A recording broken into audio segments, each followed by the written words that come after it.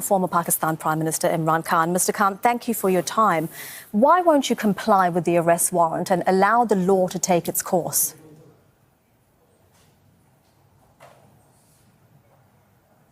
Well, according to the law, I had protective bail till the 18th. So 4 days earlier, the police arrives with the arrest warrant, which is totally illegal. So what we are doing is we are waiting for tomorrow morning when we will again appear. My lawyers will appear in court and challenge this warrant of arrest. Recording stopped. And in the meantime, you've released a video and you're asking your supporters, and you have a lot of passionate supporters, you're asking them to come out and fight for what you say are their freedoms. Are you not worried that your message asking people to fight could result in violence? Well, fight for their freedom means fight for their fundamental rights, which means peacefully protesting what you believe, the Constitution and the law of the land, what you gives you the right to protest. Now, all over Europe, you have people, in France, people protesting for pensions. In England, people protesting because of inflation and pay rises. So protest is part of the democratic process. Never in my 26 years of politics have I ever asked my workers ever to be violent. And the arrest warrant, Mr. Khan, that you're facing, it's in relation to a case where the government is accusing you of buying gifts given by foreign dignitaries from the state gift depository, failing to disclose the assets and declarations submitted to the Election Commission. What's your response to this charge that the police are trying to arrest you over?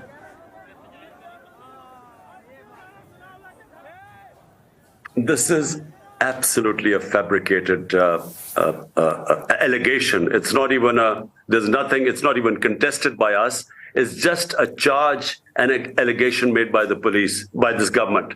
Now, there are 80 cases against me.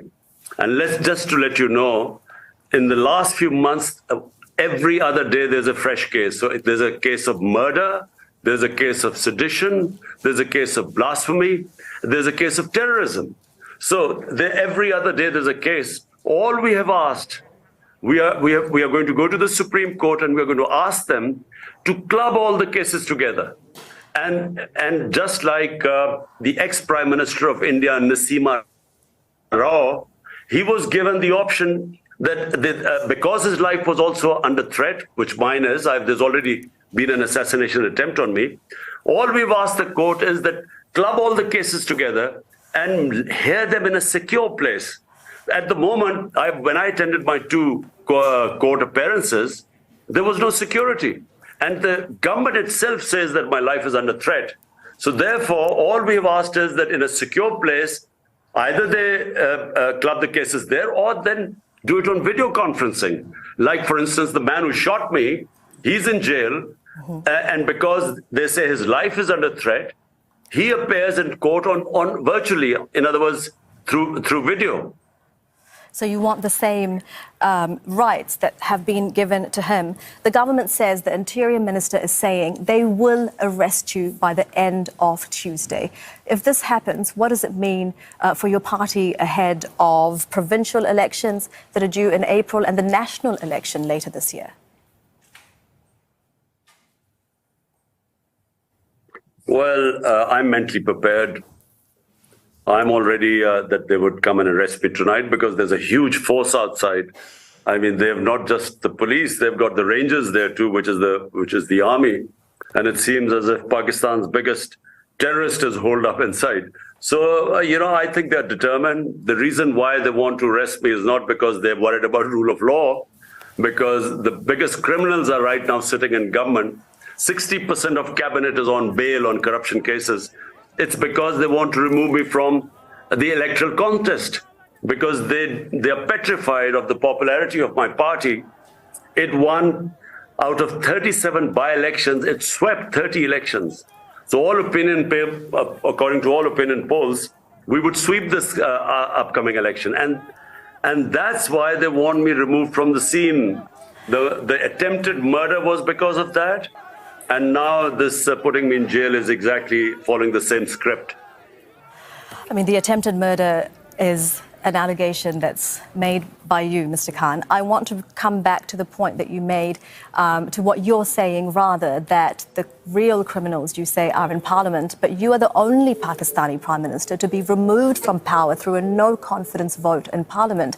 What makes you think that this isn't the end of your political career?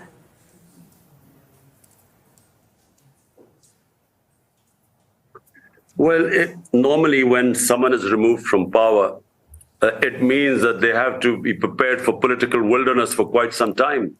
In our past, governments have been removed from power, but always on corruption cases or very poor economic performance coupled with corruption cases.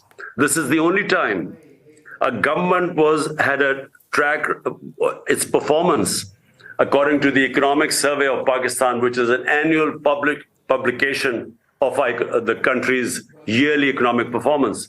So according to that,